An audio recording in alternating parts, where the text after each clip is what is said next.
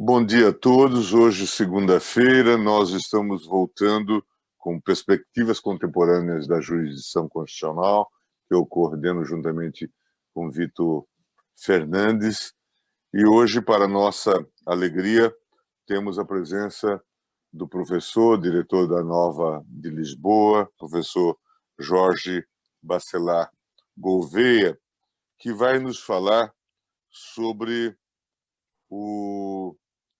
as questões ligadas ao estado de exceção no constitucionalismo democrático, ou constitucionalismo democrático e estado de exceção. O professor Jorge Bacelar é um conhecido publicista também entre nós no Brasil, é extremamente importante a sua atuação no constitucionalismo português e acaba de publicar uma obra com esse título, tratando do estado de exceção no constitucionalismo democrático. Nós, inclusive, já divulgamos no Brasil, ele é encontrável também no formato em e-book.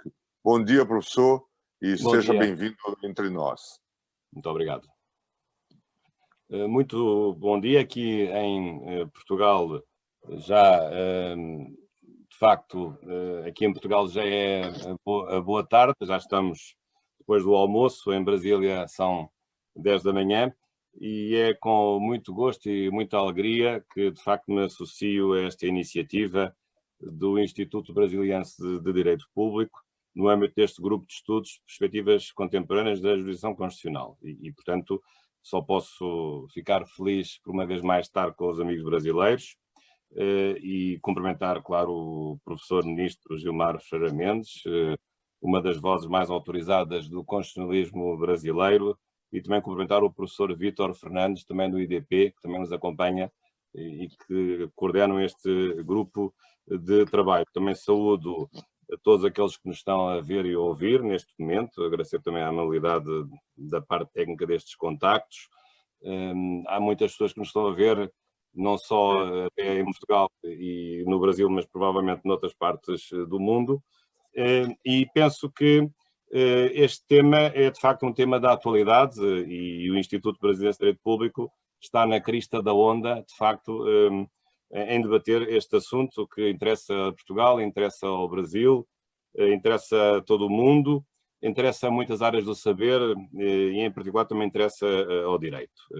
E portanto, aqui, infelizmente, a razão de estarmos juntos não é a melhor, é uma razão que se prende com esta pandemia de Covid-19, que se vai alastrando em diferentes ritmos, em diferentes lugares da sociedade, dos nossos países, dos nossos continentes, mas de facto o tema que me propuseram tratar, o constitucionalismo democrático e o estado de exceção, é um tema da maior importância, mesmo que não houvesse esta circunstância específica do Covid-19, porque é um tema, de facto, não só de uma grande densidade teórica, porque implica ver o direito ao contrário, o direito de normalidade é visto de uma perspectiva diferente, precisamente para permitir enfrentar uma crise.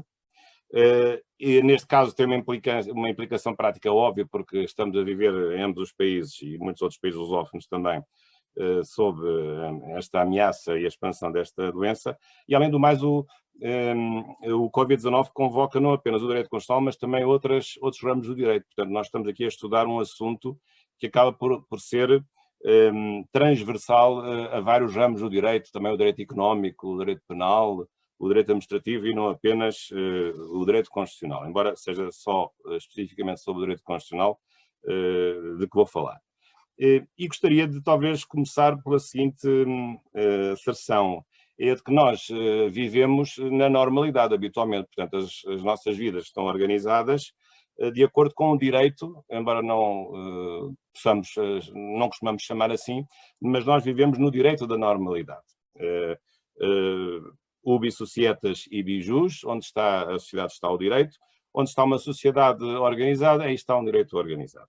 E é por isso que as leis devem ser gerais para todos, devem ser leis abstratas para todas as situações, devem ser duradouras, devem ser para todo o território ou para os vários âmbitos territoriais em causa. E, portanto, estas são as características de um direito da normalidade. Claro que pode haver, pontualmente, situações em que isso não ocorra, mas são sempre situações pontuais. E a prova de como o direito da normalidade é um direito que deve ser genérico e que deve ser abstrato, deve ser duradouro, é até o próprio facto de, no direito penal ou no direito tributário, não ser possível, por exemplo, integrar lacunas, e precisamente este direito de ser geral e abstrato também corresponde a duas características essenciais da ordem jurídica, que são aquelas características que podem ser postas em causa num direito de crise, que são as características da unidade e da coerência valorativa, da unidade lógica e da coerência valorativa da ordem jurídica. Portanto, a ordem jurídica é um sistema, é um cosmos articulado de princípios e de normas e que obedece a uma lógica intrínseca e a uma coerência ético-valorativa.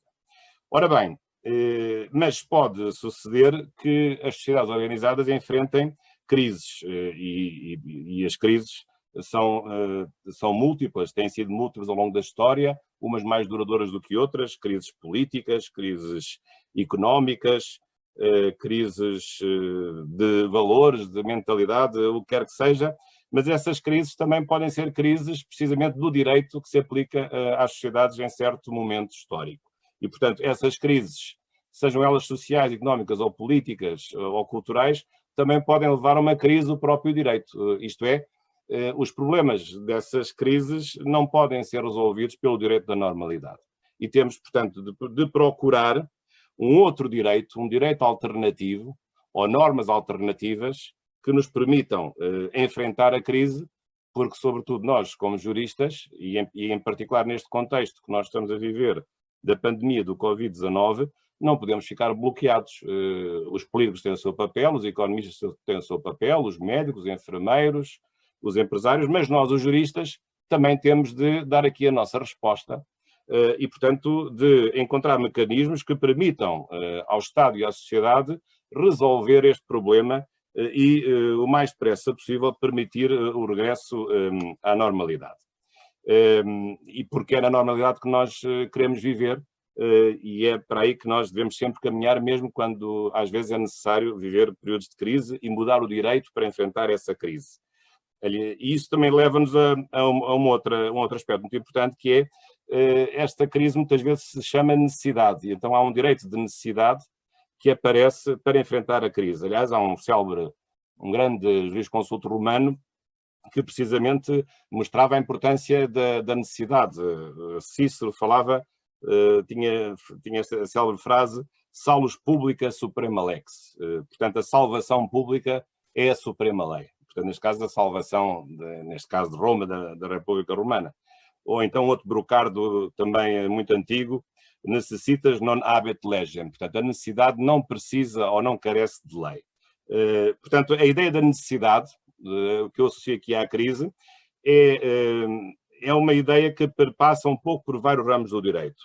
Há o estado de necessidade no direito penal, no direito civil, também no direito administrativo, há um estado de necessidade administrativa, que implica uma mudança das regras de como a administração atua e até aumentando os seus poderes sobre os particulares, e até se pode dizer que há um princípio geral de direito, ou um princípio geral de direito público, que é precisamente o princípio da necessidade.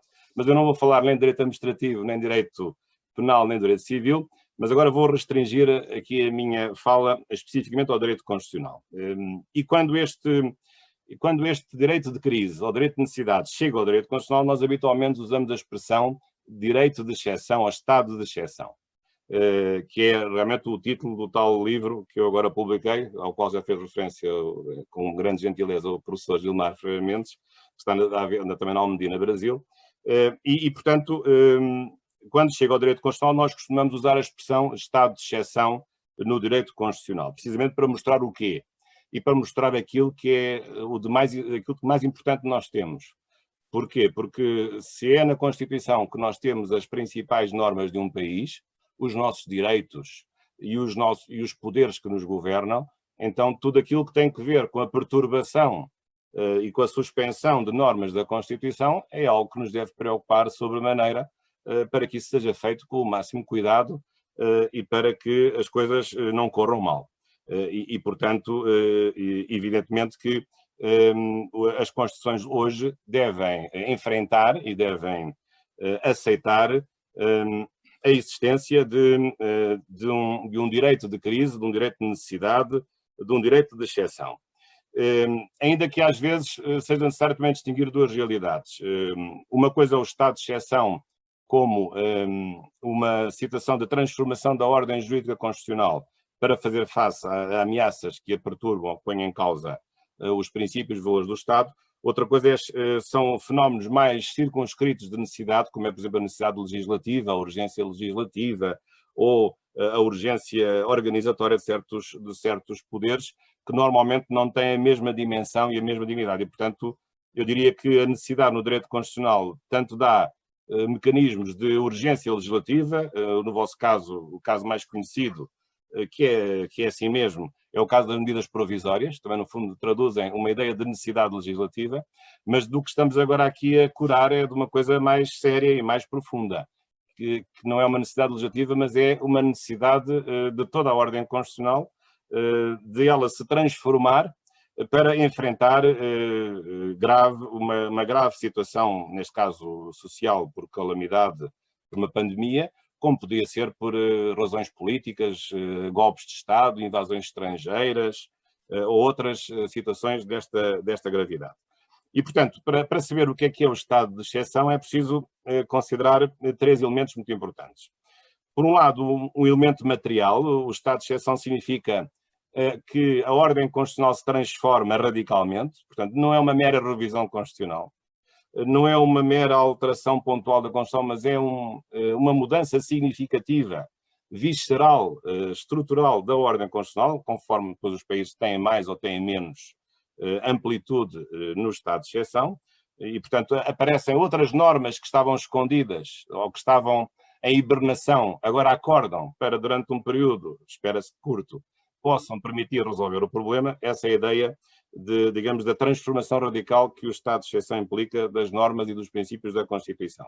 Depois, essa alteração é temporária, portanto, acreditamos que a crise é sempre uma crise de pouca duração, e esta alteração radical temporária da ordem constitucional, além do mais, é também tem um elemento funcional, ou seja, não é uma transformação arbitrária, não é uma transformação caprichosa, é uma transformação que se afigura necessária e adequada em relação às causas que a determinam. E, portanto,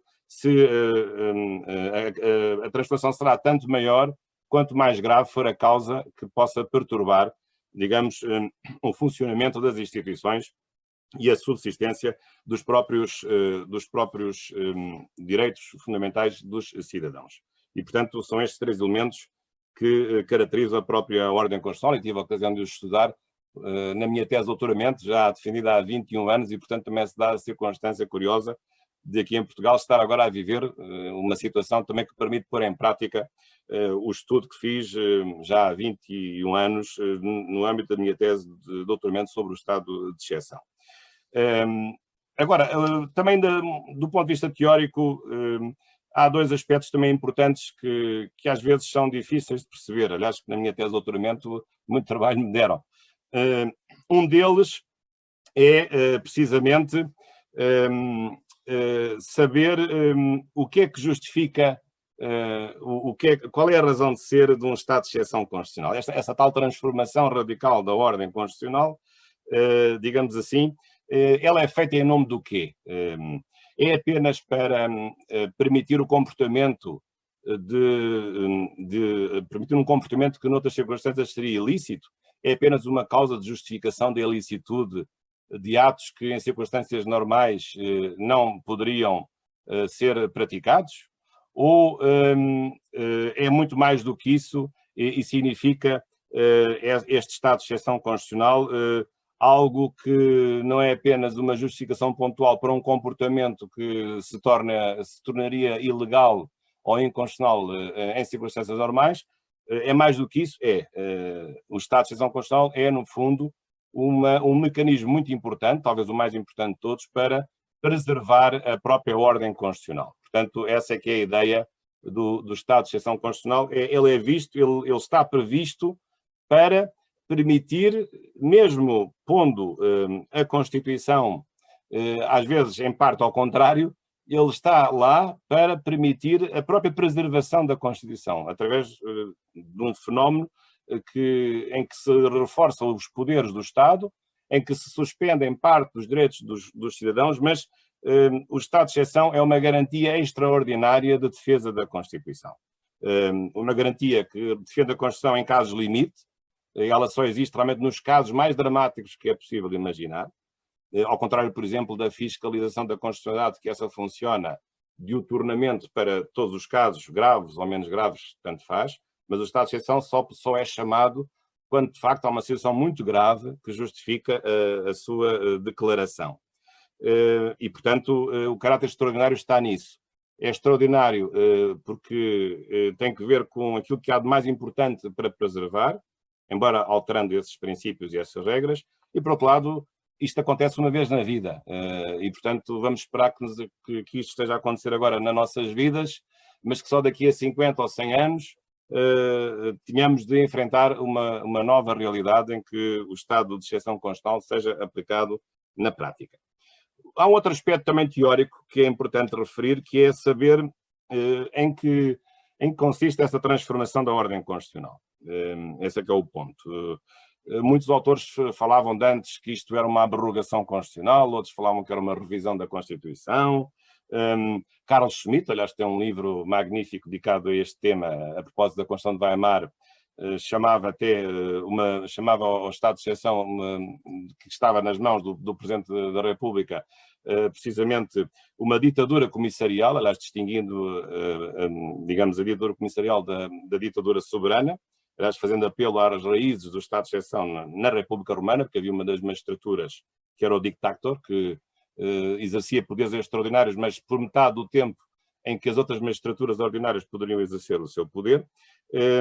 E, portanto, a ideia hoje é diferente destas aproximações ao problema. E, portanto, a ideia hoje é dizer que o estado de exceção é um fenómeno constitucional, uma vicissitude constitucional autónoma, própria, com características próprias e, portanto, não se aproxima nem de uma suspensão parcial da Constituição, nem se aproxima de uma revisão constitucional e muito menos é uma ruptura da Constituição. Porque um verdadeiro estado de exceção, do ponto de vista teórico, é verdade que altera radicalmente a ordem constitucional, mas é uma alteração temporária e mais do que isso, é uma alteração que está prevista na própria Constituição. Portanto, e aqui é que é a grande divergência com Carl Schmitt, na verdade, o estado de exceção verdadeiro nunca é um estado de exceção constituinte, mas é um estado de exceção constituído. Isto é, ele existe não por legitimidade própria, mas porque está previsto na própria Constituição da normalidade, que permite que em certos momentos de crise coletiva, precisamente, possa aparecer uma outra Constituição, a tal Constituição de exceção, que está em latência, está em hibernação, mas que naqueles momentos críticos aparece e emerge precisamente com o objetivo de combater mais eficazmente essas crises, sejam elas políticas, económicas ou sociais, e sobretudo que permita depois o regresso à normalidade constitucional. Portanto, isto do ponto de vista teórico, o estado de exceção tem estas duas perspectivas. Por um lado, tem uma função que é proteger a Constituição e a ordem constitucional, e, portanto, quando se protege a Constituição, somos todos nós que estamos protegidos, portanto, em Estado de Direito, e, por outro lado, tem contornos próprios que permitem distinguir este fenómeno de outros fenómenos que, mexendo também, mudando alguma coisa na Constituição, certamente que não se confundem com ele e não sendo certamente uma ruptura da ordem constitucional, ainda que implique uma alteração, às vezes, substancial de certos aspectos da ordem constitucional, agora em função do regime dos vários países. Agora, do ponto de vista, digamos assim, do cidadão e do jurista, quais são os desafios que o estado de exceção constitucional, o estado de crise constitucional pode suscitar? Isto é, quais são as dificuldades que um legislador constituinte tem perante si, e nós também, juristas, quando somos confrontados com esta realidade, quais são as nossas dificuldades, quais são os desafios que este assunto do estado de exceção constitucional nos coloca. Eu talvez pensasse aqui em três grandes desafios. O primeiro desafio é o mais difícil deles todos, que é o desafio do reconhecimento das situações de crise constitucional. Porque Recordo bem, estudei a evolução histórica do estado de exceção, que no século XIX nenhuma Constituição queria reconhecer os estados de crise, sejam estados de sítio, estados de emergência ou qualquer outra coisa.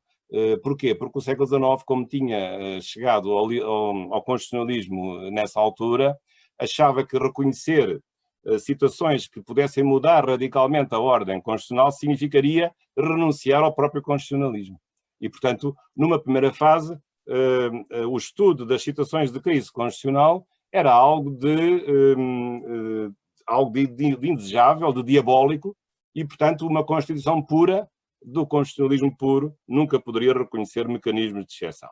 Claro que isto era uma impossibilidade, porque não é por fecharmos a janela à tempestade, ou fecharmos a cortina para não vermos a tempestade, que a tempestade vai deixar de vir, ela vem à mesma, a tempestade.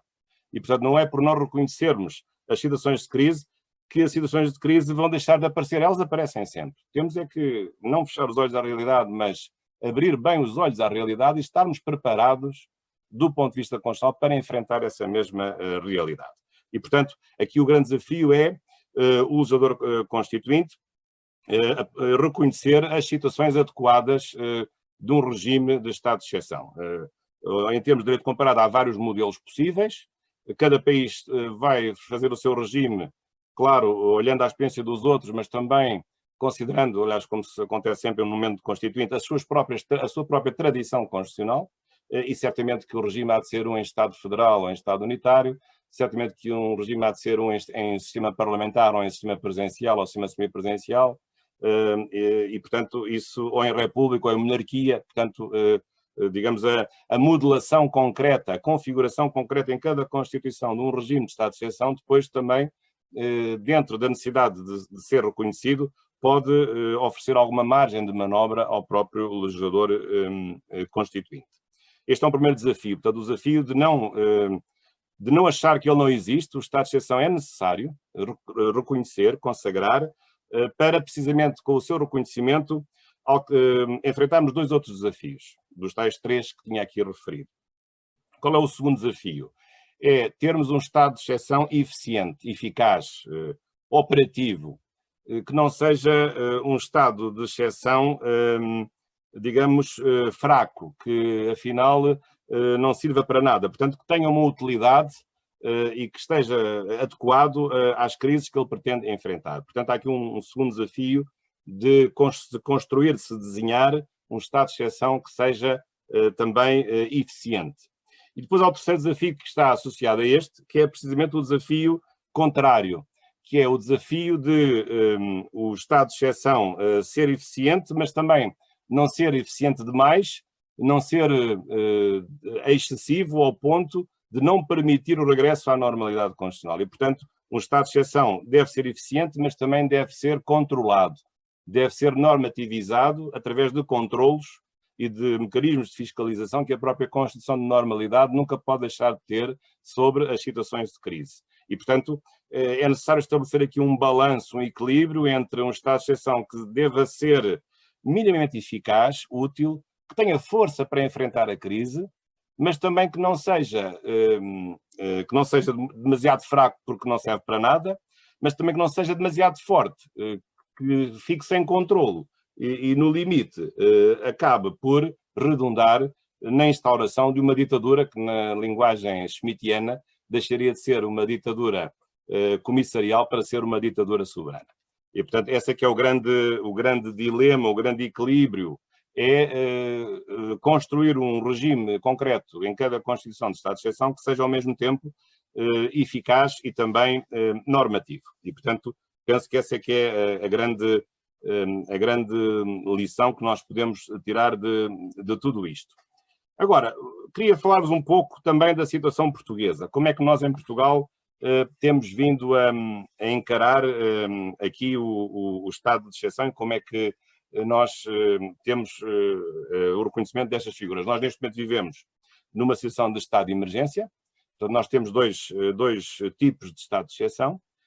Estado de sítio e estado de emergência. Portanto, quando falo aqui, claro, em estado de exceção, estou sempre a reportar-me, evidentemente, a um ambiente de Estado de Direito, porque, como imaginam, o estado de exceção não faz sentido nestes termos em ditadura, porque na ditadura a exceção é a normalidade, não há nenhuma distinção entre normalidade e exceção, porque numa ditadura a exceção é a normalidade. Portanto, quando também falamos em estado de exceção constitucional, parte sempre do pressuposto que toda esta discussão teórica e toda esta preocupação do equilíbrio entre a eficiência e a normatividade só tem sentido quando nós vivemos num Estado de Direito democrático. Aliás, se formos ver as experiências dos países autoritários ou totalitários, eles até tinham mecanismos de exceção. Aliás, o Brasil passou por isso.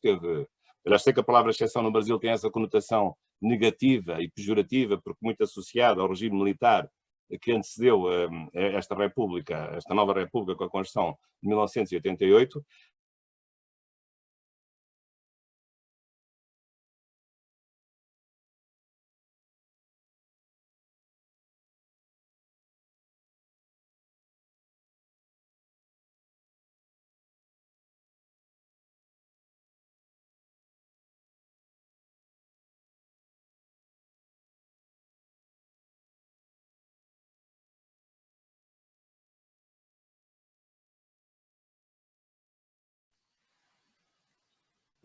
Estava então a dizer que o estado de exceção em Portugal, portanto, que só faz sentido vivendo em democracia, portanto, quer em Portugal, quer no Brasil, tendo nós, evidentemente, saído, felizmente, de dois períodos de ditadura nos anos 70, que nos afligiram, nos anos 60, também no Brasil e em Portugal.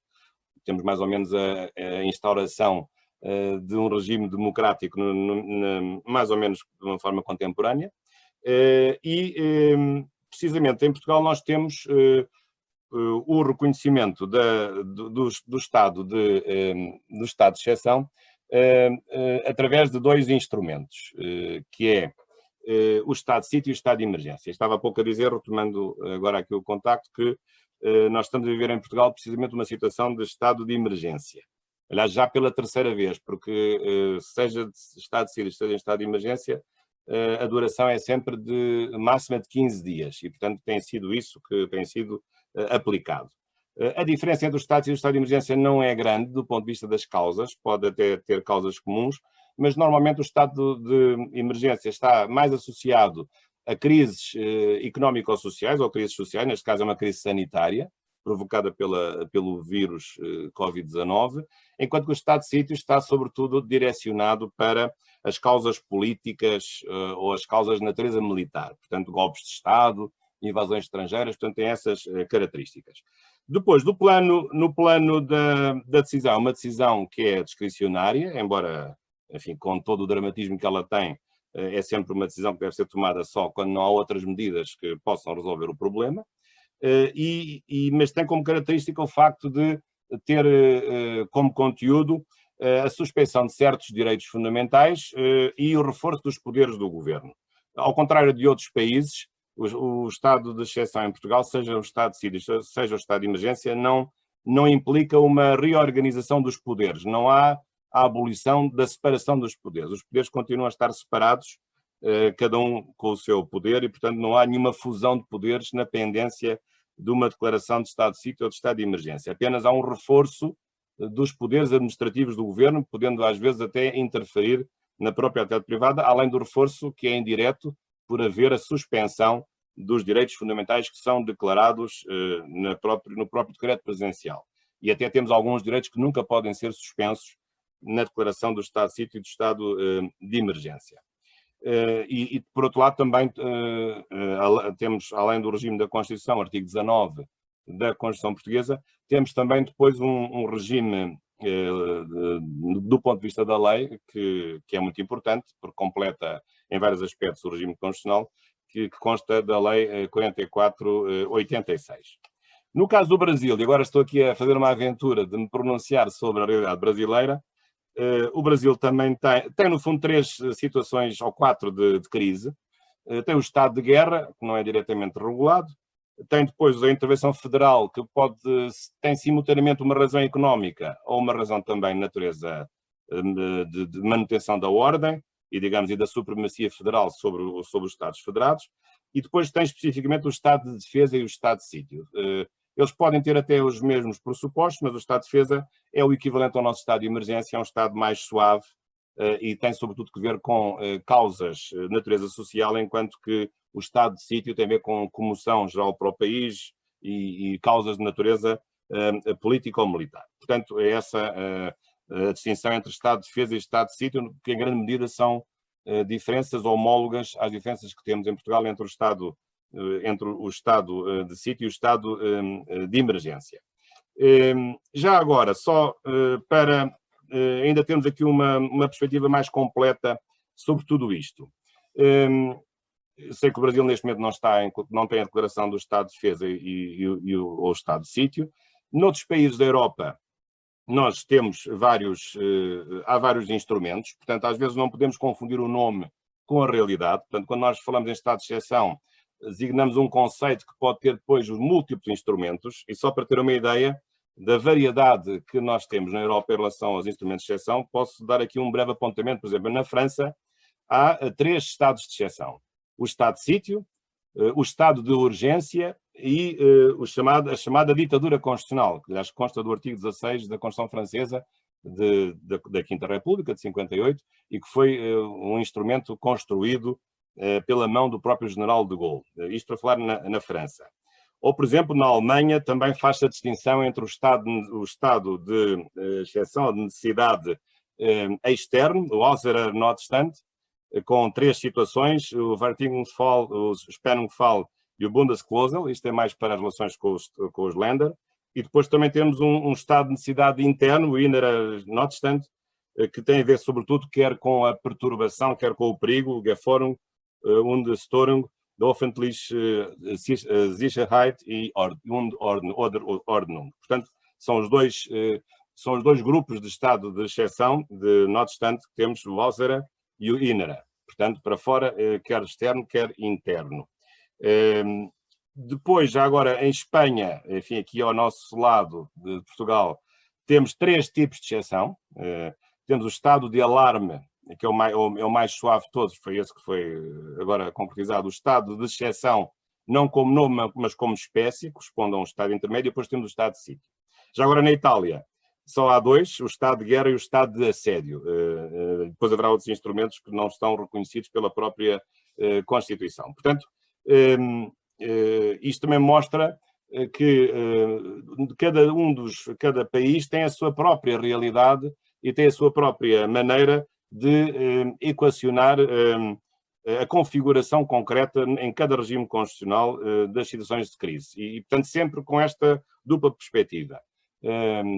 O estado de exceção implica sempre uma suspensão de certos direitos, mais ou menos conforme a realidade que está em causa, e, portanto, deve suspender mais direitos se a situação for mais grave e eles forem necessários para se regressar à normalidade.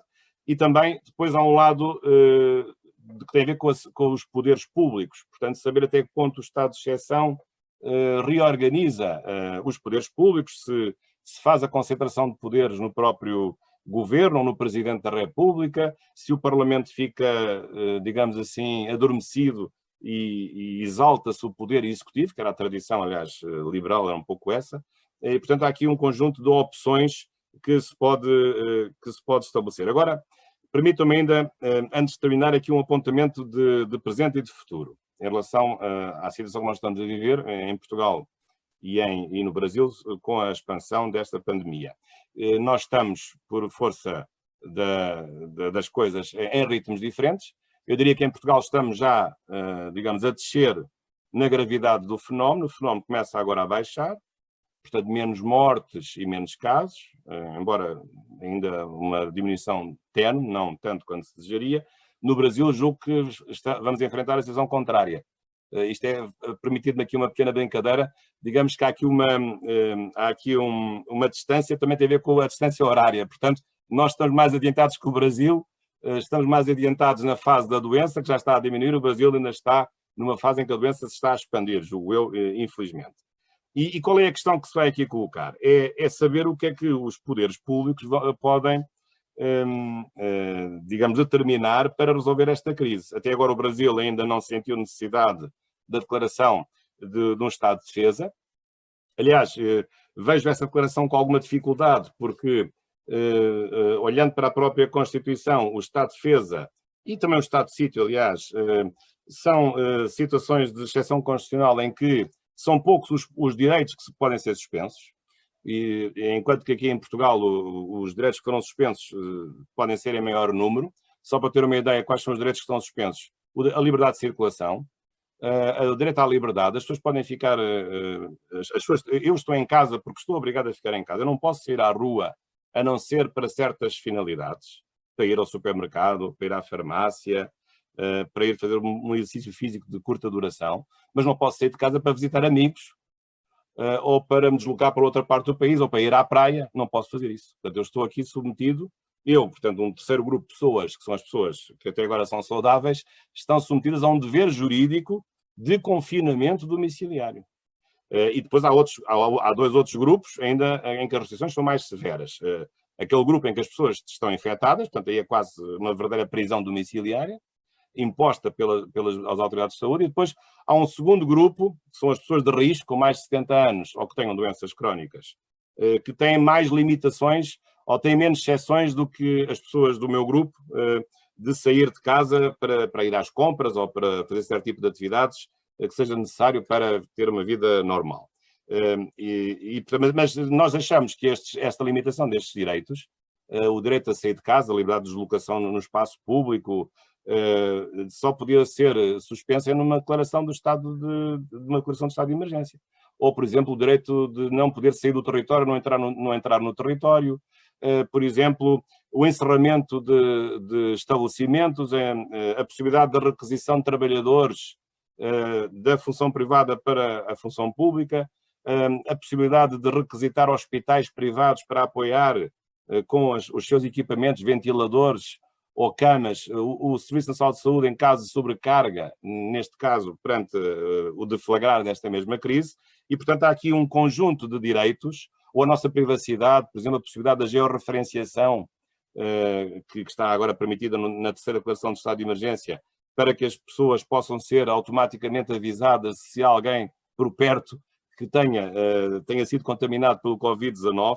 Portanto, há aqui um conjunto de direitos. Por exemplo, a própria liberdade de culto, na sua dimensão coletiva, está também suspensa. Portanto, as celebrações religiosas com aglomeração de pessoas foram suspensas. Aliás, até as próprias confissões religiosas, sobre a Igreja Católica, até se antecipou à própria medida que foi decretada pelo Estado.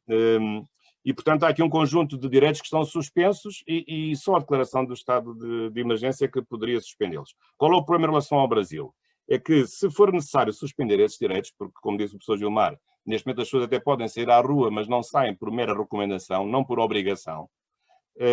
Mas, na verdade, é que se for necessário acentuar a restrição das liberdades, a suspensão das liberdades, o grande problema é que quer o Estado de Sítio, quer o Estado de Defesa, neste caso seria sempre o Estado de Defesa, são poucos os direitos que são expressamente mencionados como podendo determinar a própria, como podendo ser suspensos. Os direitos enunciados são poucos, porque o artigo 136 da vossa Constituição Federal apenas admite, neste estado de exceção, na versão Estado de Defesa, por exemplo, restrições ao direito de reunião, de sigilo de correspondência, sigilo de comunicação telegráfica e telefónica.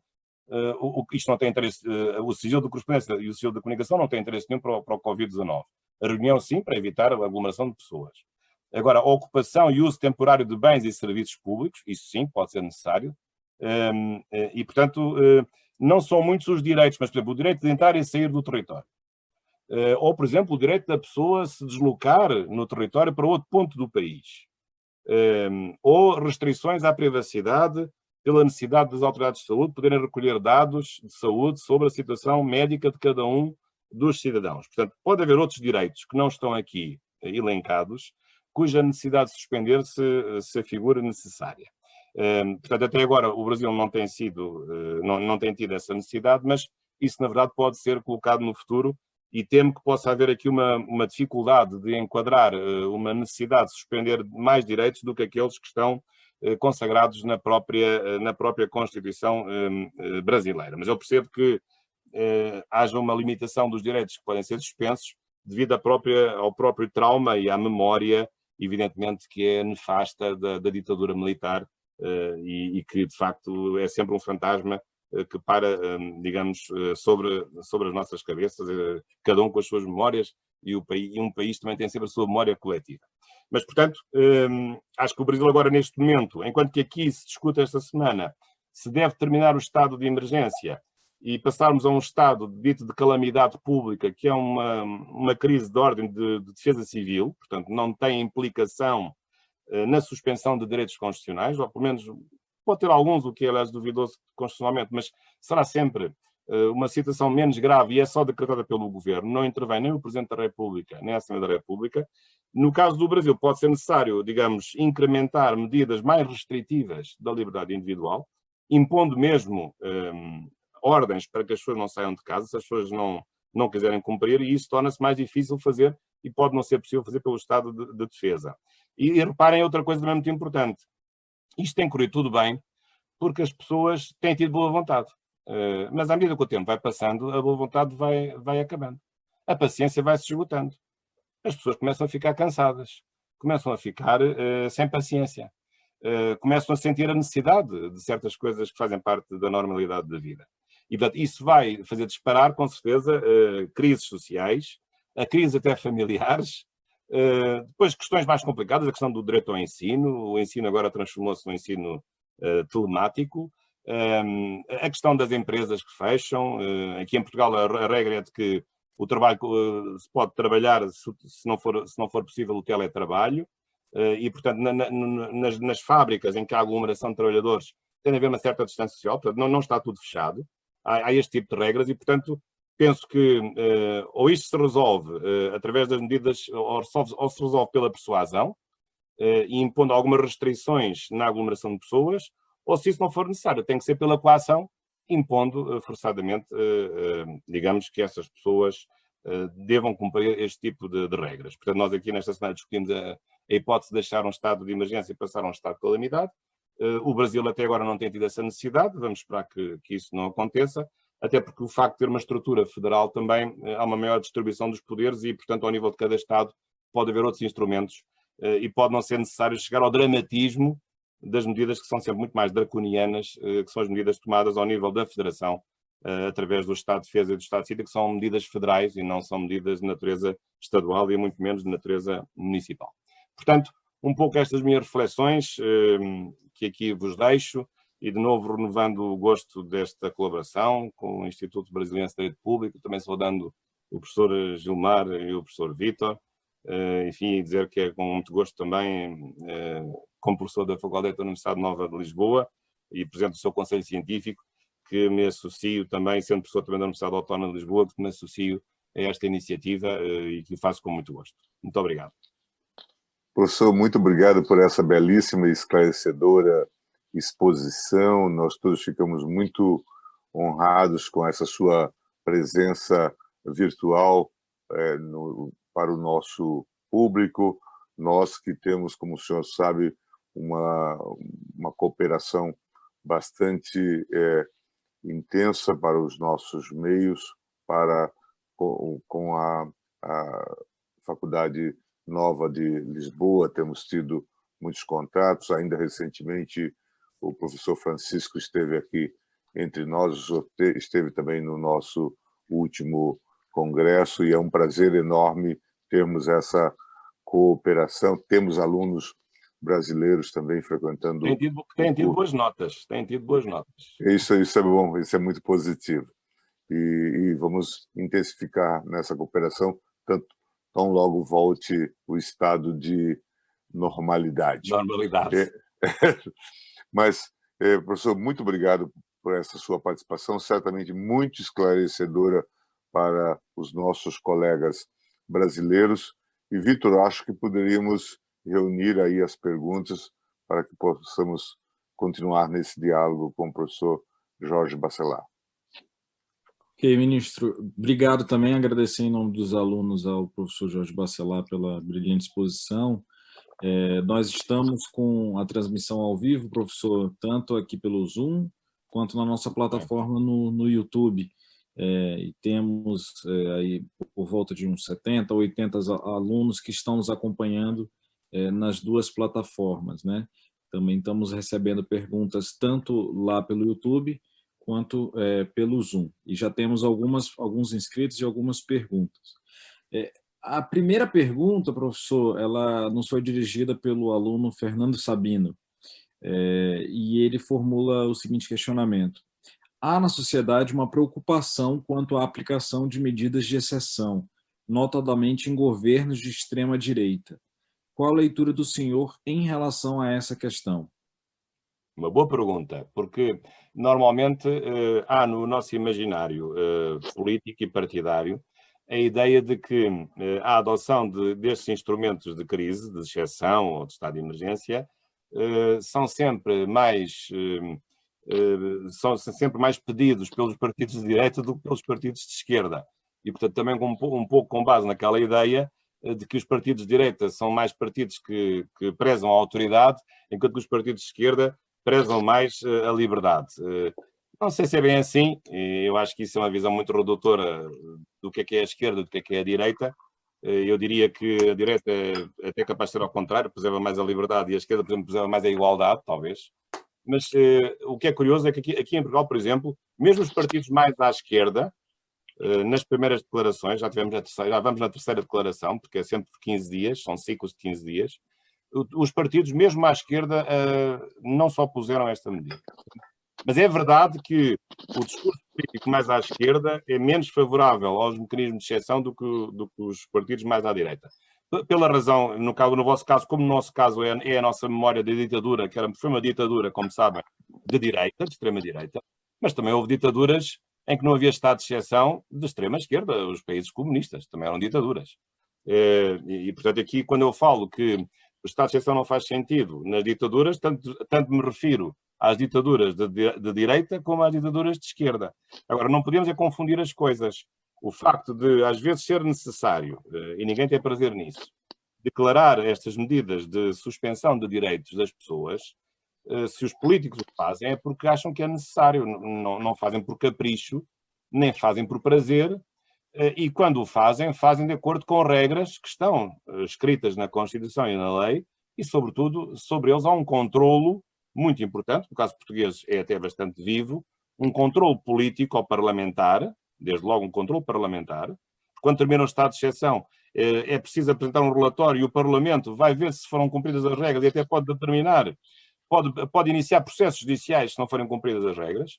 E depois há um controle também judicial, porque uma das cláusulas que está expressa é de que os tribunais continuam a funcionar, o Provedor de Justiça, ou o nosso Ombudsman, continua a funcionar em permanência, como também o nosso Ministério Público, o Procurador-Geral da República. Portanto, digamos, o facto de se falar em exceção tem que ser cumprida como substituído por crise, porque no Brasil tem esse caráter pejorativo, mas a exceção, a declaração do estado de emergência, ou estado de sítio, ou estado de defesa, não é nenhuma ditadura.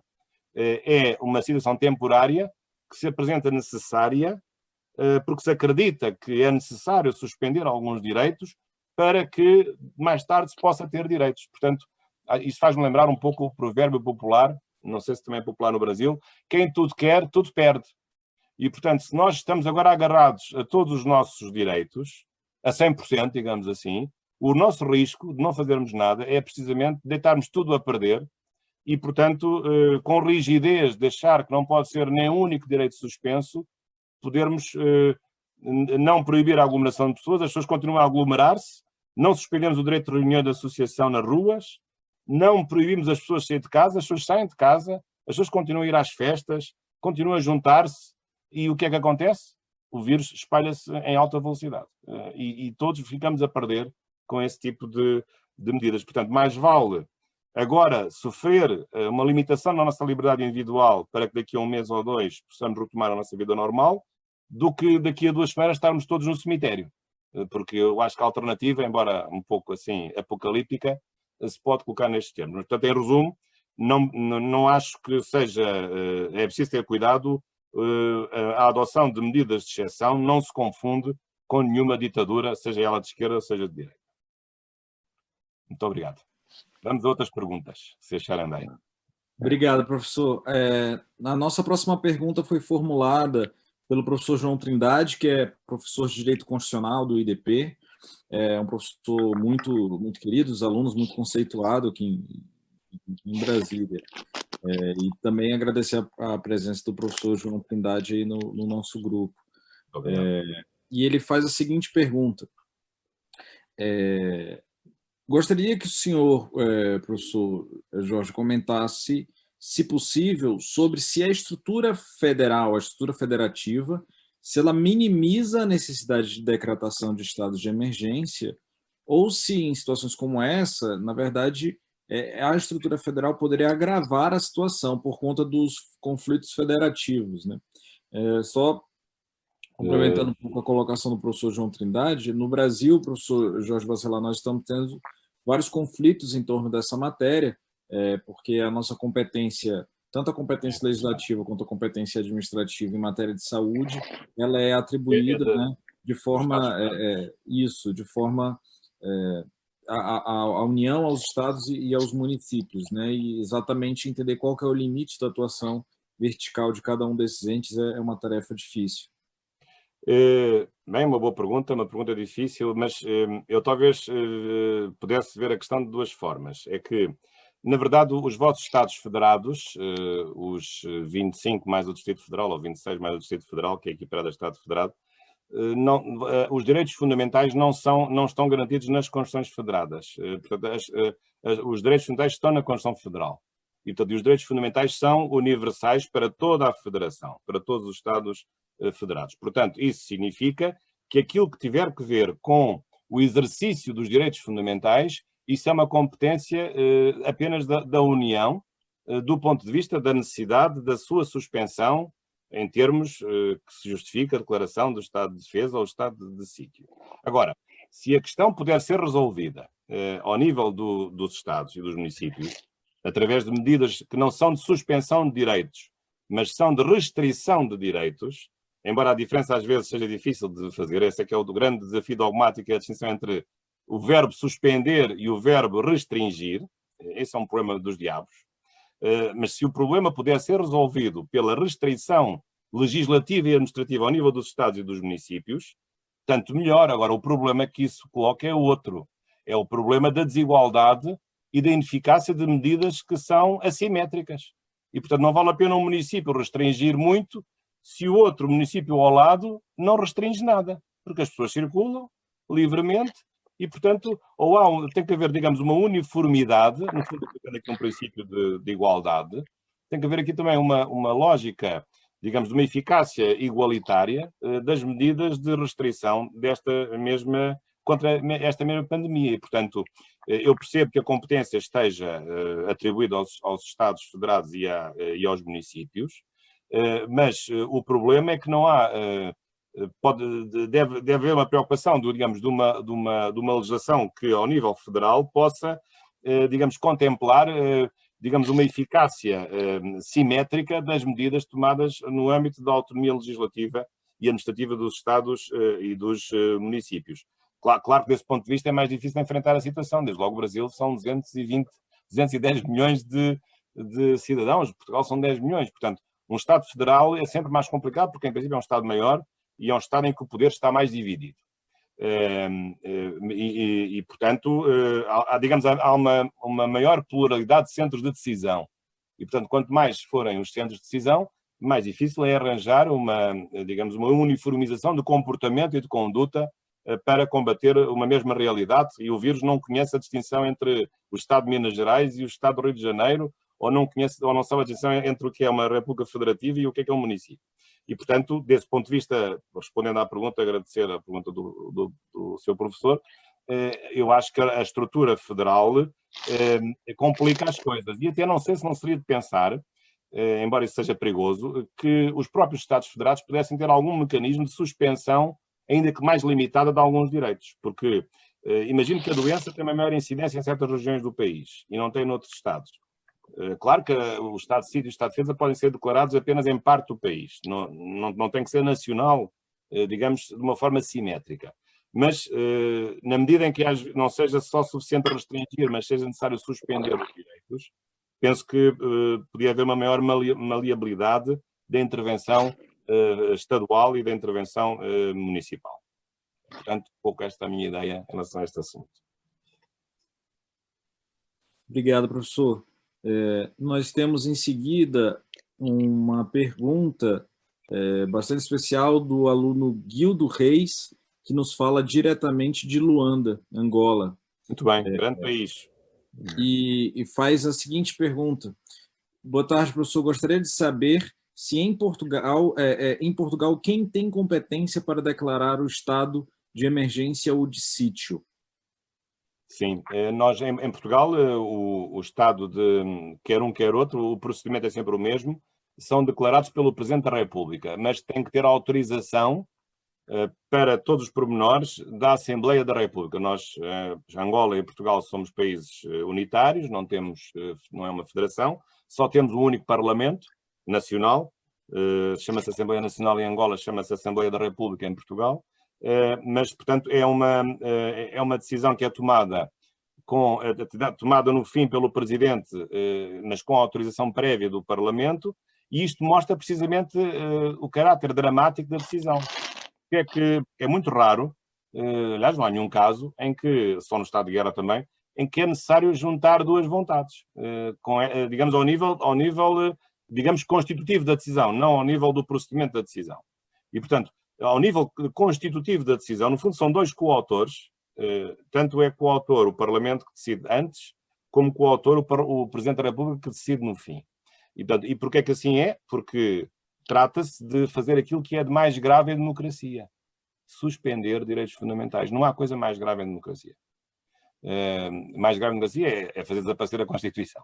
E, portanto, porque este efeito de suspensão dos direitos é o que é de mais grave e mais delicado que nós temos, é também por isso que a Constituição, em homenagem a essa gravidade, precisamente atribui este poder não ao governo, porque nem sequer o governo nem sequer é eleito e é responsável politicamente perante a Assembleia, nós não temos um sistema de governo presidencial, mas atribui, no fundo, a dois órgãos, que são os dois órgãos diretamente eleitos, Presidente da República e Assembleia da República, atribui a ambos este poder de decisão. Aliás, o mesmo sistema é o mesmo, julgo que em Angola também, em grande medida inspirando-se naquilo que eu tenho falado no constitucionalismo de língua portuguesa. Portanto, Angola corresponde, digamos, a uma terceira vaga e nesse aspecto, mesmo a lei orgânica também corresponde precisamente a essa ideia de haver no fundo, uma co-decisão entre o Parlamento, com a primeira intervenção da Assembleia da República e depois a intervenção do Presidente da República. Aliás, já agora, já que esse colega está aí a falar, eu também já agora aproveito também para referir este livrinho que escrevi sobre o direito constitucional de Angola. Por acaso agora está à venda até na Amazon, na Kindle da Amazon, mas um livro que eu tive muito gosto em fazer em 2015, em que também está lá escrito, acho que é muito parecido com o regime português, o regime do estado de sítio e estado de emergência também na Constituição angolana. Já que é um angolano que está a falar, as minhas saudações em Angola. Ótimo, professor. Já fizemos aqui um triângulo, não é o comércio triangular, mas é o triângulo Portugal, Brasil e Angola. Tá ótimo, professor. Vou dando continuidade aqui às perguntas, ok? O aluno Eduardo Oliveira indaga: como proceder e conduzir um estado de emergência, como ocorre em Portugal, no caso em que a Constituição não prevê essa espécie de estado de exceção?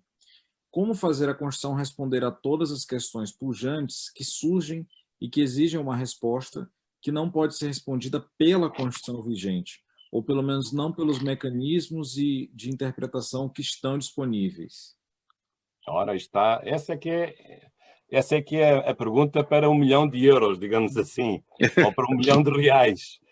Porque esse é que é o grande problema do Estado, essa é que é a questão dogmática de fundo do Estado de exceção.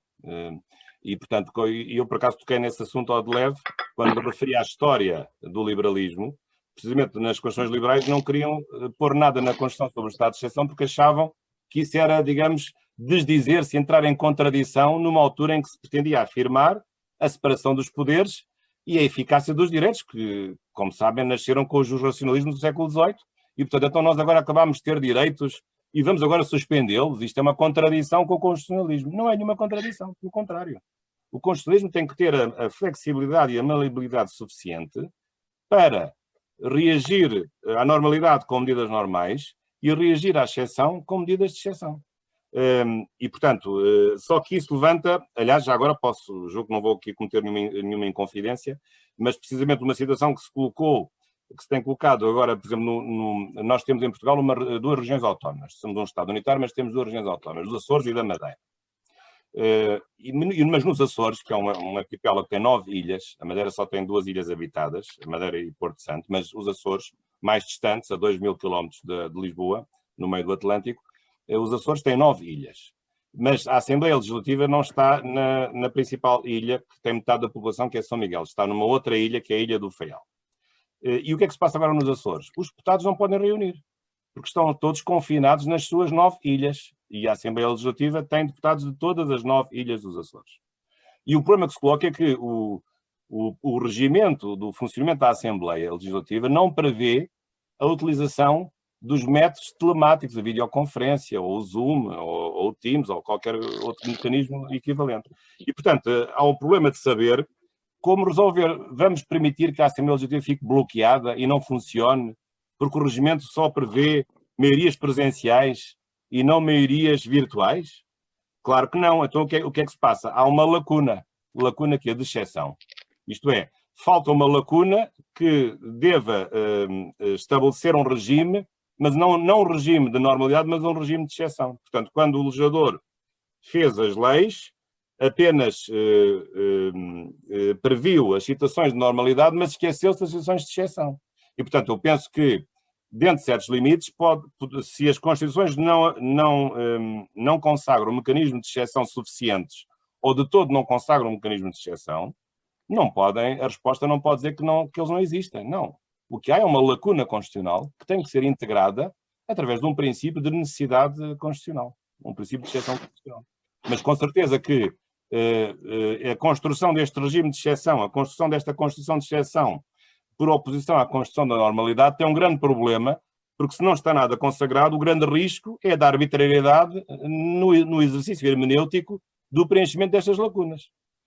E, portanto, nunca sabemos até que ponto é que aquilo que se, digamos, arranja a norma ad hoc para preencher a lacuna é ou não é fruto do capricho ou fruto da arbitrariedade do intérprete aplicador das normas constitucionais. Portanto, qual é aqui a solução? A solução é as Constituições estarem atentas, preverem todas as situações possíveis, irem aperfeiçoando de revisão constitucional em revisão constitucional, de emenda em emenda os mecanismos, para não ficarem na situação de, não tendo nenhum mecanismo, ou tendo mecanismos fracos, ou mecanismos que não funcionam bem, depois possam criar uma crise política, porque há uns que querem uma coisa, outros querem outra, e, portanto, uma dúvida jurídica transforma-se num conflito político-partidário ou interinstitucional, e, portanto, com o país à espera das medidas necessárias para enfrentar a própria crise.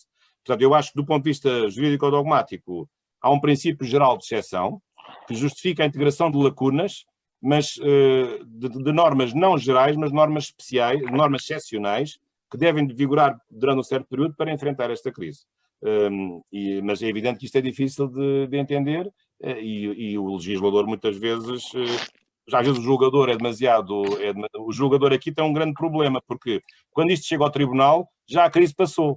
E normalmente o julgador que vai julgar a posteriori não tem a mesma sensibilidade e não vive a mesma premência do que vive o legislador ou a administração, o administrador, que tem de aplicar as medidas invocando uma situação de necessidade e regras que não existem para justificar essa necessidade, porque aqui o julgamento judicial é sempre mais frio, a posteriori, ex post facto, e às vezes sem a mesma sensibilidade daquilo que em cada momento é necessário fazer para enfrentar uma crise.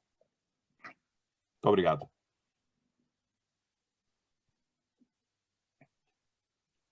Nós temos na verdade, mais 3 perguntas, professor. Sim, com certeza. O Pedro pergunta, professor Jorge, eu gostaria de saber quais os mecanismos o senhor aponta como essenciais em termos de aspectos de responsabilidade política pelas medidas tomadas ou ausência delas no estado de exceção. E como se dá a flexibilização de normas de responsabilidade fiscal nesse estado no modelo português? Portanto, aqui eu diria que há dois tipos de controle. Há um controle político, isto é, a Assembleia da República, depois de terminar o estado de exceção, o estado de emergência, ou durante o estado de emergência, tem um direito a ser especialmente informada sobre as medidas que estão a ser tomadas.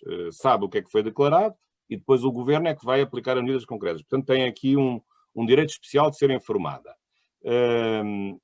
E depois, no fim, faz uma avaliação crítica daquilo que foi a experiência do estado de exceção. Aliás, isso está previsto na própria lei do estado de sítio e do estado de emergência. Agora, as consequências do estado de exceção, embora por acaso isso não esteja previsto na Constituição, mas as consequências também são financeiras, como é evidente, porque... Mas lá está uma falha da Constituição Portuguesa, porque a Constituição Portuguesa não tem um regime de exceção económica ou financeira. Aliás, eu reporto-me há uns anos, o professor Gilmar lembra-se disso, que Portugal viveu o período terrível da Troika, em que foi necessário pedir um empréstimo de 78 mil milhões de euros, e na altura, eu sou também, pela Universidade Nova, sou funcionário público, o meu salário foi reduzido durante vários anos. Cortaram os subsídios de férias e de Natal. Nem sei se não vai acontecer o mesmo agora. E, portanto, mas muitas pessoas diziam, e baixar o salário, o valor do salário, muitos diziam que isso não era possível porque o direito ao salário não estava suspenso. E é verdade, o direito ao salário está na Constituição. Então, como é que se pode reduzir o salário se não há uma declaração de estado de emergência ou estado de sítio? O problema é que nós não temos esse regime de exceção económica ou financeira porque não está na Constituição. Porque não era nem o Covid-19, nem era propriamente uma invasão espanhola. Não havia nem causas político-militares, nem havia causas sociais ou sanitárias. Havia uma causa económica ou financeira de má governação do país, que levou o país praticamente à bancarrota. Mas na verdade, aí o Tribunal Constitucional, apesar de tudo, eu falei muito disso, portanto, era necessário criar, mas a Constituição não prevê, até agora continua com essa falha, não prevê um estado de exceção económica ou financeiro, e era necessário, para justificar temporariamente a redução ou a suspensão de certos direitos fundamentais no âmbito económico ou social.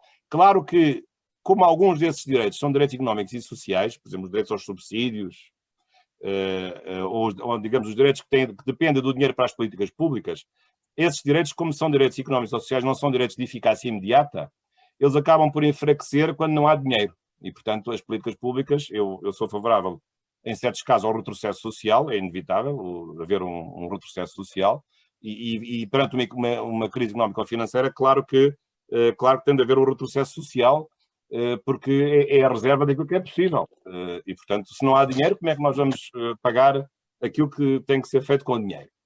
O dinheiro não se inventa, o dinheiro tem que ser captado de algum lugar e ele não aparece. Portanto, isso do ponto de vista constitucional, apesar de tudo, pode resolver-se através da teoria do retrocesso social e da eficácia imediata das normas que atribuem direitos económicos, sociais e culturais. Agora, mas a verdade é que alguns direitos são direitos de garantias, são direitos de eficácia direta e imediata.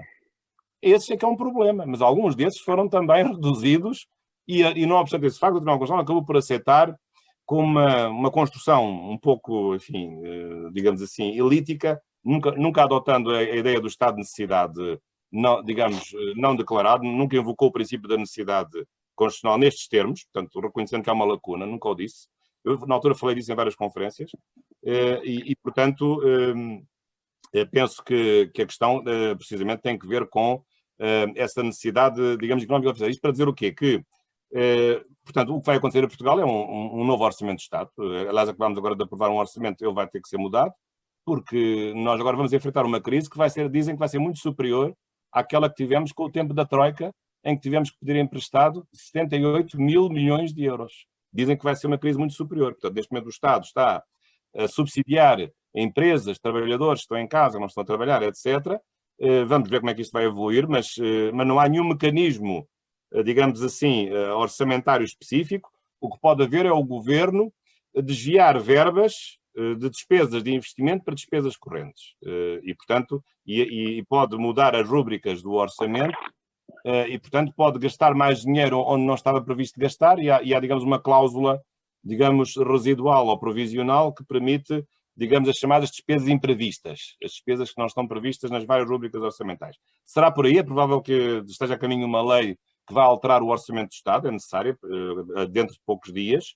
Aliás, o Primeiro-Ministro tem falado sobre isso, mas não há propriamente nenhum mecanismo que flexibilize essa questão, a questão orçamental. Agora, como o estado de exceção não é económico ou financeiro, e é necessário realocar verbas a outras finalidades imprevistas, portanto, ou se invoca uma necessidade constitucional não escrita, o que é muito arriscado, ou se faz uma lei alterando o Orçamento de Estado, mas também para isso é preciso haver a maioria parlamentar, mas como ela tem havido para a declaração de estado de emergência, também em princípio haverá para fazer uma alteração do próprio Orçamento de Estado. E, aliás, devo dizer que em Portugal tem havido uma grande sintonia entre maioria e oposição, aliás, o que tem sido até muitíssimo bem reconhecido em vários países da Europa, em particular a Espanha, e, portanto, o principal partido da oposição, o Partido Social Democrata, tem sido muito louvado pela sua atitude responsável de não fazer da declaração do estado de emergência, digamos, uma situação de luta política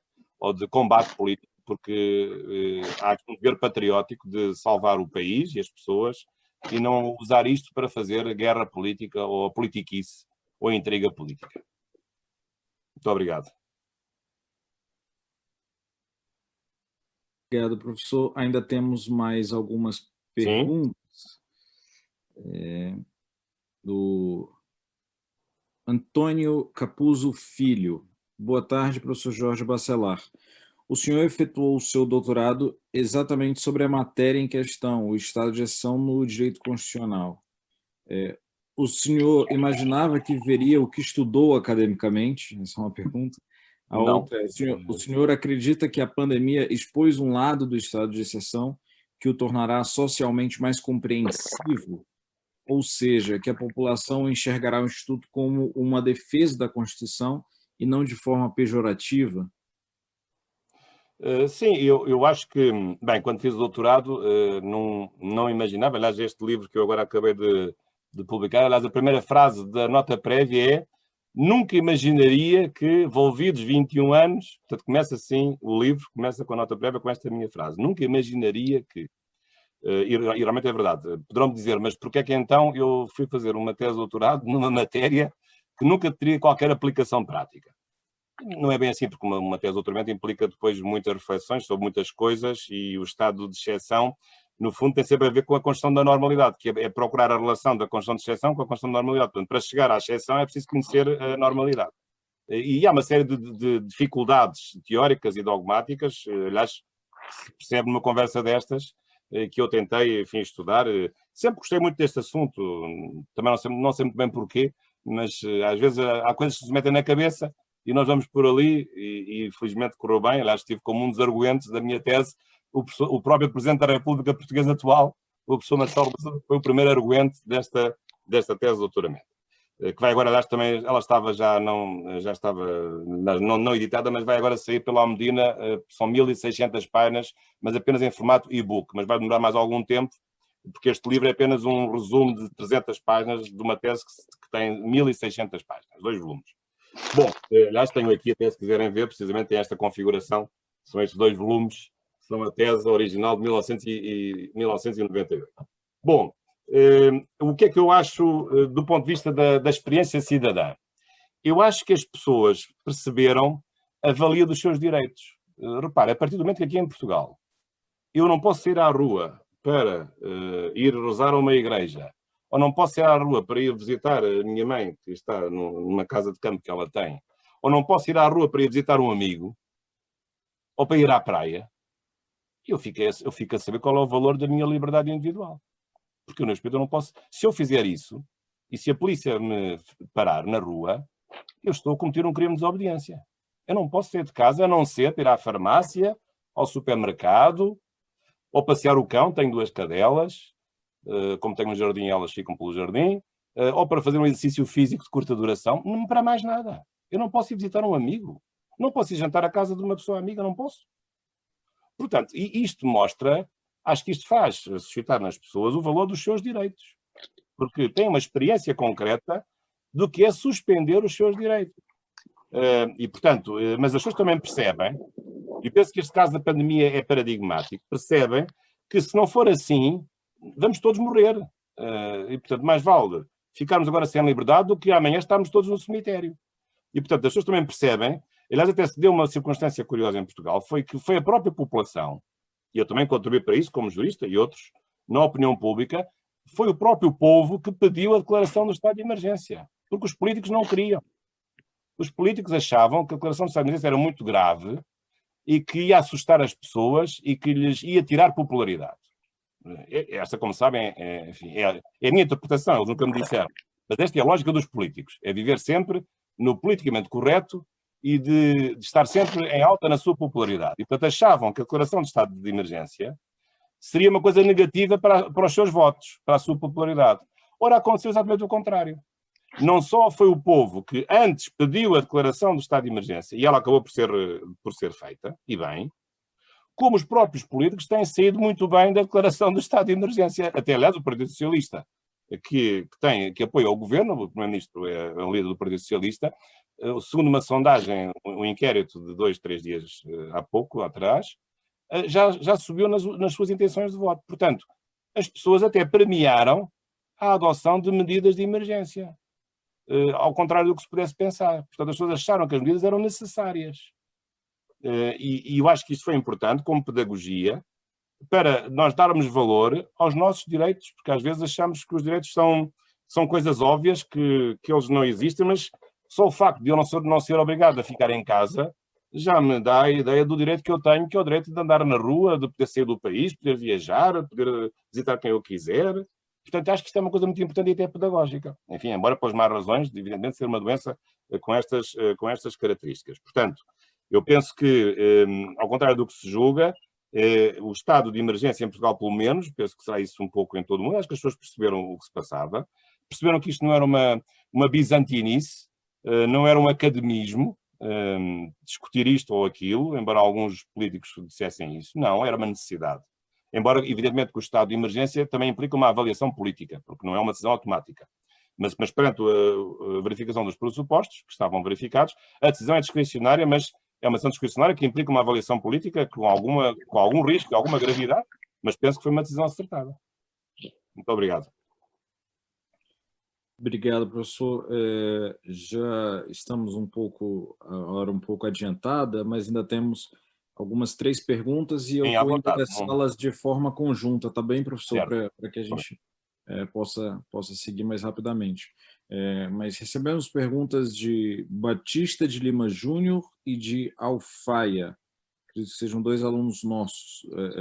O José Luiz Júnior pergunta: agradecendo a bela exposição, gostaria de saber a problemática da requisição de bens públicos, insumos para o combate ao Covid, entre entes políticos em Portugal, pois no Brasil a requisição de bens públicos entre entes políticos, não envolvendo bens particulares, somente é possível no período de estado de sítio. A despeito disso, a União vem requisitando bens de municípios, que ainda se encontram no poder de fornecedores, o que vem ensejando intervenção judicial a pedido dos municípios que sofrem os efeitos de tais atos. A pergunta seguinte do Alfaia é a seguinte: professor Bacelar, quais são os meios de controle judicial e parlamentar das espécies de estado de exceção no regime constitucional português? Muito bem. Em relação à primeira questão, lá está. A primeira questão é uma questão muito importante porque tem a ver com 2 direitos fundamentais. A chamada liberdade da empresa, a liberdade económica privada, e o direito de propriedade privada. Estou-me a referir à parte privada, não à parte pública. E portanto, se eu tenho a minha casa ou tenho uma fábrica, o Estado não pode chegar lá e retirar, digamos, a condução da empresa, não pode nomear alguém para passar a dirigir a minha empresa se a empresa é minha. Aliás, a nossa lei do Estado de Estado de Emergência permite, no limite, que o Estado nomeie um comissário para gerir a empresa privada durante o estado de exceção, se for necessário, se for considerada uma empresa vital para a causa do estado de sítio ou do estado de emergência. O nosso governo não chegou a esse ponto. Não foi necessário, porquê? Porque, digamos, as empresas associadas ao combate ao Covid, sobretudo os hospitais privados, também não foram burros e perceberam que o melhor era colaborarem com o Estado e não ter a fúria dos cidadãos contra os seus próprios interesses. Mas, no limite, podia o Estado nomear um comissário para gerir os hospitais privados e pô-los ao serviço do combate ao Covid através de poderes de exceção. Isso, aliás, essa possibilidade está na Declaração de Estado de Emergência, que tem por cima de ver com a suspensão de quê? Do direito de propriedade privada e do direito de iniciativa económica privada. Mas claro que, e portanto, é nessa ordem que aparece precisamente a requisição. A requisição é uma interferência, uma ingerência, uma ingerência no direito de propriedade privada, que é temporária e que muda o uso dos bens, móveis ou imóveis, temporariamente. Pode ser requisição de bens móveis ou de bens imóveis. Portanto, só em termos de normalidade, como há o direito de propriedade, isso não é possível. Só é possível porque a Constituição estabelece, por exemplo, a expropriação por utilidade pública, mas a própria Constituição permite essa limitação, que é logo uma limitação constitucional, uma restrição constitucionalmente estabelecida ao direito de propriedade em caso de expropriação por utilidade pública. Mas a requisição tem outras características, porque a temporária não é definitiva, a expropriação é definitiva. Agora, a questão que depois aí que vai colocar, isso é possível, mas isso é um assunto um pouco, digamos assim, que não está muito esclarecido, mas a minha opinião, essa requisição tem que ser seguida de uma indemnização. Porque se houver uma requisição de uma propriedade privada sem compensação económica, isso eu acho que é inadmissível, mesmo durante o estado de sítio e o estado de emergência. Por razões óbvias, mas sobretudo porque o princípio geral de responsabilidade civil não foi suspenso durante a declaração do estado de emergência. Nem sei se seria possível suspender o princípio geral de responsabilidade civil, neste caso por atos lícitos, não por atos ilícitos. Portanto, este é um ponto. Agora, pode haver também, digamos, transferências. Isso também acontece com os trabalhadores. Pode haver trabalhadores privados, das empresas privadas, que sejam requisitados para trabalhar no setor público, neste caso, no setor de saúde. Por exemplo, médicos privados podem ser requisitados para trabalhar nos hospitais públicos para combater a pandemia, ou enfermeiros, ou pessoal auxiliar, seja lá o que for. Portanto, esse é um enquadramento que aqui existe. No vosso caso, lá está um problema que vocês têm, porque, como no vosso caso a requisição está adstrita, limitada ao estado de defesa ou de estado de sítio, se não o declararem, dificilmente pode ser constitucional uma medida com essas características. Portanto, isso mostra que, talvez numa próxima emenda constitucional, possa ser, digamos, corrigido o regime do vosso estado de sítio e estado de defesa, no sentido de poder incluir a suspensão de outros direitos ou de alargar e de flexibilizar a suspensão desses direitos. Se não podendo assim, tem que ir lá por um princípio de necessidade constitucional, um princípio geral de necessidade ou de exceção constitucional, digamos, não escrito, digamos, integrando uma lacuna de exceção que existe na vossa Constituição. Depois, em relação aos controlos que falam, os controlos são controlos de natureza política, e, portanto, como é que são os controlos? Controlos de poder informar, debates no Parlamento sobre o assunto, no limite, comissões parlamentares de inquérito, mas CPIs, se houver ilegalidades, podem ser decretadas, e depois também, há pouco eu não disse, também depois pode haver crimes por parte das entidades que declaram estado de emergência e que depois abusam do seu poder. Pode haver aqui abusos de poder, mas isso está previsto na lei dos crimes de responsabilidade dos titulares de cargos políticos, e, portanto, se agirem contra a Constituição. Aliás, um dos crimes que lá está, até é curioso, estou-me a lembrar agora disso, um dos crimes que lá está é suspender direitos contra a Constituição, isto é, provocar um efeito suspensivo quando isso não está permitido, isto é, sem usar a declaração do estado de emergência. Até um dos crimes de responsabilidade. Não só um crime genérico, que é o crime de atentado contra a Constituição, que é uma coisa um pouco mais, digamos, evanescente para as exigências do princípio da tipicidade criminal, mas também lá há um crime que é, um dos aspectos do atentado contra a Constituição é fazer suspender direitos que não estão suspensos ou cuja suspensão não foi decretada.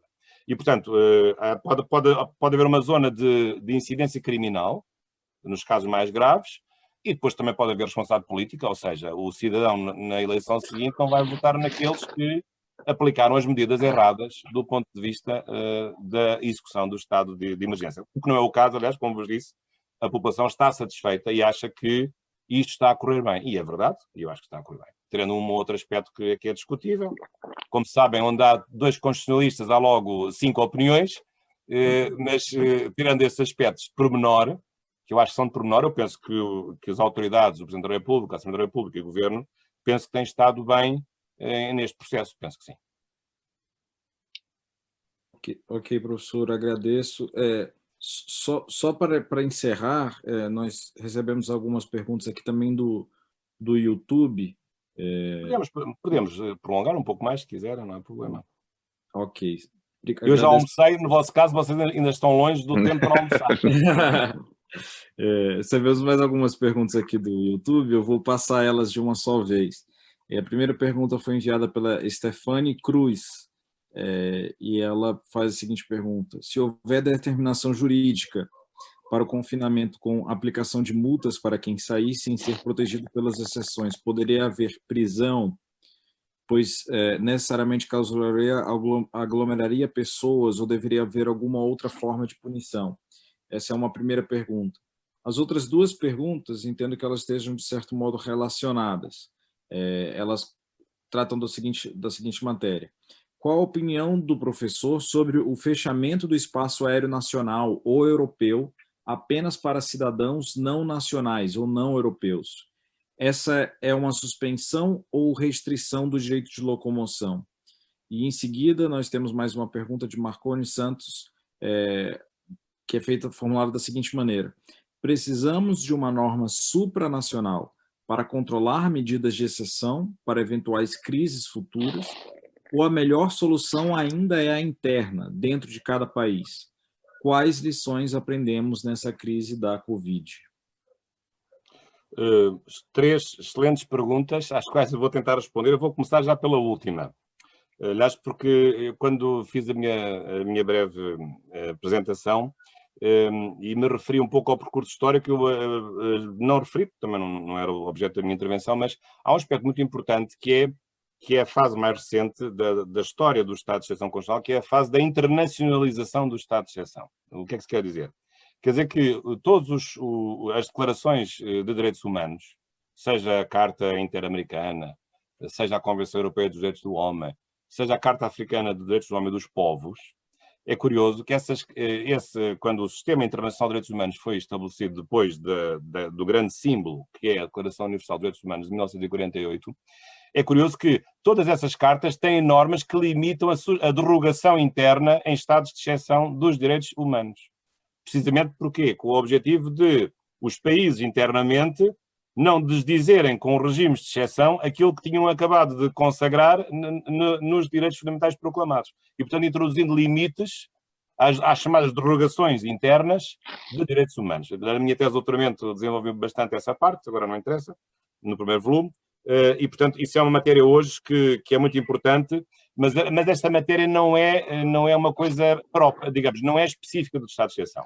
Isto insere-se no problema geral dos direitos humanos. Qual é o problema dos direitos humanos geral? É que os Estados não se portam bem quando são deixados à sua soberania absoluta. E qual é a história dos direitos humanos? É a história da final, depois de 100 anos de constitucionalismo, os Estados, muitas vezes proclamando direitos fundamentais, continuaram a violar os direitos fundamentais. Quer de forma implícita, quer de forma explícita. Portanto, teve que e sobretudo por causa da Segunda Guerra Mundial, pelas atrocidades cometidas, e, a meu ver bem, a comunidade internacional chamou a si o problema dos direitos humanos. Isto não é uma matéria que seja deixada à soberania ou à discricionalidade dos Estados, é um assunto em que nós, sociedade internacional, temos que tratar, porque os Estados sozinhos a lidar com isto são um perigo, e, portanto, muitos deles, as ditaduras, na altura havia muitas, hoje felizmente são poucas, não souberam proteger os direitos humanos, e, portanto, uma das vias que era precisamente utilizada para legitimar a violação dos direitos humanos era a via da declaração do estado de sítio e do estado de emergência, que eram abusivamente declarados para esse efeito, digamos, enviesadamente, para efeitos perversos, que não era propriamente defender a ordem constitucional, mas era perpetuar as ditaduras no poder. E, portanto, há um regime hoje muito importante, quer na Carta Interamericana, quer na Convenção Europeia, quer na Carta Africana, sobre limites, e no próprio Pacto Internacional de Direitos Civis e Políticos, não me estava a esquecer, das Nações Unidas, também sobre limites à derrogação interna de direitos humanos em situações de crise, independente do nome que tenha, exceção constitucional, crise, emergência, sítio, etc. Não interessa. Portanto, isto é a resposta à primeira pergunta. Depois vou invertendo a ordem, vou começar do fim para o princípio. Agora a pergunta do meio. A questão do espaço aéreo Pois, isso é uma medida que eu, na altura, enfim, aqui na nossa opinião pública, tenho agora feito muitas intervenções, como imaginam. Até estou bastante cansado, porque isto tem sido muita requisição nesta matéria, mas realmente isso foi um disparate completo, porque como é que a União Europeia pode proibir, acha que vai combater o vírus proibindo apenas os voos que vêm de fora da União Europeia? Então, mas o vírus está cá dentro. Aliás, os principais países que são o foco, digamos, da transmissão do vírus era a Itália, a França e a Espanha, e a Alemanha um pouco, talvez menos. Então, mas que lógica é que tem? Qual é a eficácia de uma medida que se destina a proibir os voos de fora da União Europeia, quando o problema é dentro da própria União Europeia? Portanto, a lógica devia ser a de suspender e de interromper a própria liberdade de circulação, de entrada de fronteiras dentro da própria União Europeia. Portanto, estou a referir-me à liberdade, digamos, aérea. Claro que isso foi muito criticado, mas no fundo foi uma medida que eu acho que tinha o seu quê de simbólico para significar que a União Europeia podia agir como um bloco e, portanto, que haveria dogmas que nunca poderiam ser postos em causa, mas, a meu ver, isso não foi uma coisa muito sensata, porque isso, além de ter uma eficácia nula, teve uma simbologia altamente discriminatória para com os outros países, onde até o próprio vírus estava provavelmente a desaparecer mais depressa do que aquilo que estava a acontecer na própria União Europeia. E a União Europeia também tinha mecanismos de permitir, os tratados europeus, a própria interrupção da circulação dentro dos próprios países, porque pode haver motivos de ordem pública ou sanitária que possa suspender a liberdade de circulação dentro do próprio intra-países da própria União Europeia. Aliás, recordo a propósito disto uma tese muito importante de mestrado da professora Maria Luísa Duarte, da Faculdade de Direito da Universidade de Lisboa, que precisamente trata deste assunto, da possibilidade de interrupção da liberdade de circulação de pessoas dentro da própria União Europeia. Depois, em relação à questão depois, aqui há uma pergunta que eu acho que é mais difícil de responder, se isto é suspensão ou se é restrição de direitos. Essa é que é a grande questão, porque, digamos assim, as Constituições nunca dizem, não explicam a diferença entre suspender e restringir. Nós, na teoria dos direitos fundamentais, costumamos distinguir como a suspensão é temporária, a restrição pode ser temporária, mas também, em geral, é definitiva. A suspensão, em geral, é total e só afeta a eficácia, enquanto que a restrição é parcial, nunca pode aniquilar a totalidade de um direito. Mas depois aqui há várias teorias, há a teoria objetiva, a teoria subjetiva, a teoria... enfim, há 4 teorias sobre este assunto, agora não vou desenvolver. Há a teoria do núcleo essencial dos direitos, enfim, há uma série de teorias sobre isto, que agora é que realmente se coloca a questão de saber onde é que está a separação entre suspender e restringir. Acho que esta é que é a grande dificuldade que se vai colocar no futuro, é traçar a distinção entre... a meu ver, penso que a distinção está um pouco nisto. A distinção não é de natureza, mas é de grau. Só pode ser, nunca será de natureza. A distinção é de grau. A suspensão é uma limitação, digamos, uma limitação mais severa da liberdade dos direitos, enquanto que a restrição tem que ser uma limitação mais suave. Agora, se é temporária, se é definitiva, isso já não há distinção. O núcleo essencial, eu acho que aí também às vezes não há núcleo essencial nas restrições. Por exemplo, os direitos dos militares, a limitação aos direitos dos militares. Há certos direitos que os militares não têm, nem sequer ficam com o núcleo fundamental. Pura e simplesmente, há certos direitos que eles deixam de exercer. Portanto, a questão é difícil. Agora, em relação à primeira questão, que é a última, que por esta ordem, porque vou responder. A questão da liberdade de reunião. Ora, aí está, a liberdade de reunião, essa está prevista, que pode ser suspensa no estado de defesa. É logo o primeiro, restrições à reunião. Aqui restrições pode ser, eu aqui interpreto em sentido amplo. Quando se diz restrições à liberdade de reunião, pode ser logo a suspensão completa. Como pode ser a suspensão parcial em razão do território, ou parcial em razão da categoria das pessoas, em razão dos lugares onde ocorre, portanto, em razão da densidade da aglomeração. Pode haver reunião de 3 pessoas com 3 metros de distância, mas não pode haver reuniões com pessoas com 10 centímetros de distância. Portanto, eu aqui faria uma interpretação, digamos assim, ampla no sentido de aceitar a restrição, no sentido de suspensão. Mas, de facto, o direito que aqui está é o direito de reunião. Agora, a meu ver, se este direito não está suspenso e é um direito constitucional, acho muito, muito difícil que se possa aplicar multas e incriminar pessoas que se reúnam sem que este direito esteja suspenso, porque isto não é uma competência dos Estados, é uma competência federal.